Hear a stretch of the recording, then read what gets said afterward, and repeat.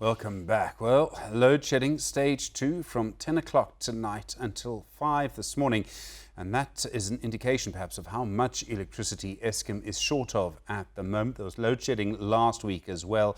Now it seems that some councils are looking at how to provide their own electricity for their customers and residents. Ekurhuleni in the City of Cape Town have already said they want to buy their own power. The City of Joburg now seems to be suggesting it would take over the parts of Soweto that are supplied directly by Eskom, but where residents are not paying for electricity. It's a dispute that goes back over 20, 30 years.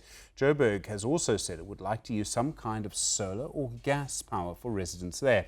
Professor Samson Mampweli is the director of the Stellenbosch University Centre for Renewable and Sustainable Energy. Professor, good afternoon to you. I mean, I get the feeling that more and more municipalities are going to go this route. Is it the right way to go, to take over generation for themselves, to sort of cut themselves off from the monopoly of Eskom? Good afternoon, Stephen, and the viewers. Yes, it's the right way to go, but there are technicalities. First, the regulations have now been published, and they allow municipalities to buy directly from independent power producers. But everything needs to be done in line with the integrated resource plan. So municipalities cannot just go out there and do as they wish. And they still need to apply to the Minister of Energy for them to be allowed to buy directly from independent power producers.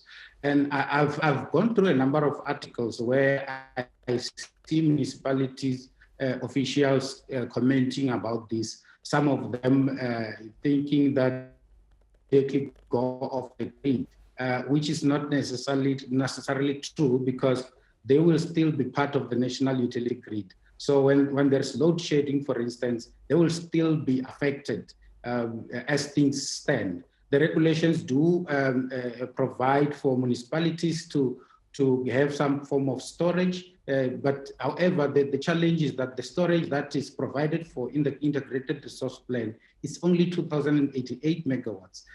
That doesn't give us a lot of room in terms of the different municipalities. The other issue is that these municipalities still need to conduct feasibility studies. And one of the studies that they need to look at is grid capacity. So a municipality that may be closer to a power station, for instance, may not have that much of grid capacity, or a municipality where a lot of renewable energy projects are in place, they may not have that much of grid capacity. So there are those kind of constraints that municipalities still need to look at, even though the regulations allow them to buy directly from the IPPs.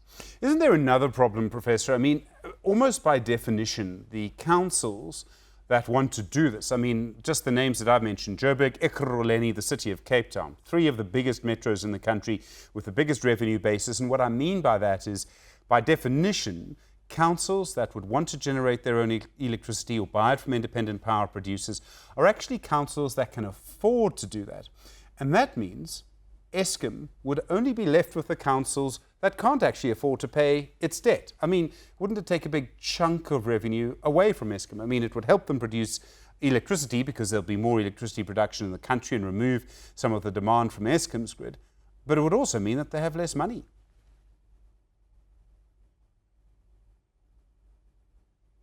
Yes, that's very correct. Even the regulations, they say that municipalities that are allowed to buy directly from independent power producers are only those that are in good financial standing.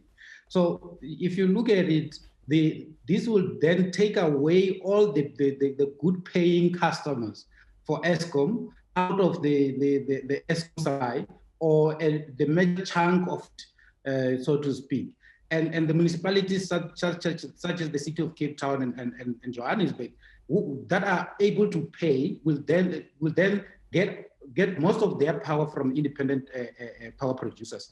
And the other thing is that independent power producers will then feel comfortable to go into contracts with those big municipalities that are able to pay, because there's a big risk of smaller municipalities that even though they may be in good financial standing today, in the next few months, they may not be in good financial standing. And as we know, most municipalities are owing Eskom as we speak, more than 30 billion rands that the municipalities are owing Eskom. So yes, Eskom is going to lose a lot of revenue going forward. And I think that's why the government opted for these regulations such that the procurement is done in line with the provisions of the integrated resource plan, so that municipalities don't basically go overboard when they purchase this power and end up flooding the system, so to speak. Is there another problem, Professor? And I'm sorry to be the one coming up with all of the problems, but I mean, we're all looking for solutions to this. But isn't there, I suppose you'd call it a problem of economics of scale, right?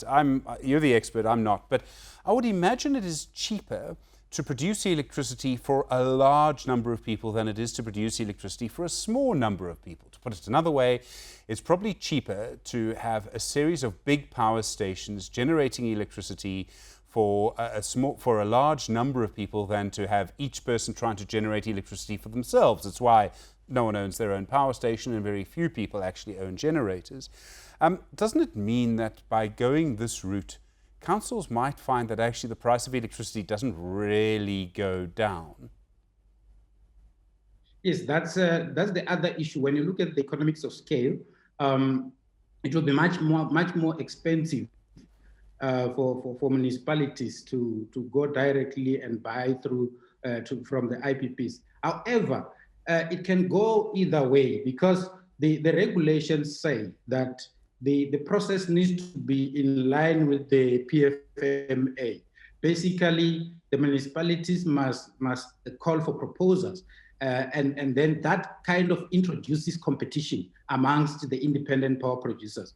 So the IPPs will try by all means to go as low as possible in terms of the price that they offer, and that can play on the side of the municipality, and municipalities can end up buying at a much cheaper cost than if they go directly to Eskom. We've seen that the cost of renewable energy technologies such as wind and solar is going down drastically.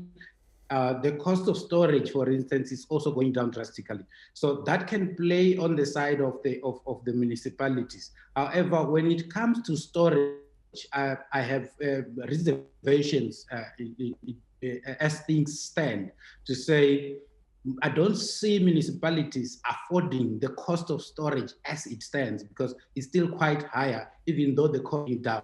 But if you look at the way the regulations are drafted, it almost looks like national government is saying to municipalities, the municipalities that are able to do what we cannot government, because we've been waiting for bid window 5, for instance. There's the procurement that was recently done for the 2,500 megawatts emergency procurement that has been done. The results are not out yet. So it looks to me like national government is also saying the municipalities that are able to afford this, the renewable energy and the energy in general, please come on board and assist us as national government, which to me is a very good thing, because they will still be part of the national grid.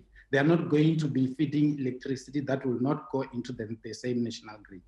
Professor Samson Mampweli, thanks very much indeed. Really do appreciate it. The director of the Stellenbosch University Centre for Renewable and Sustainable Energy.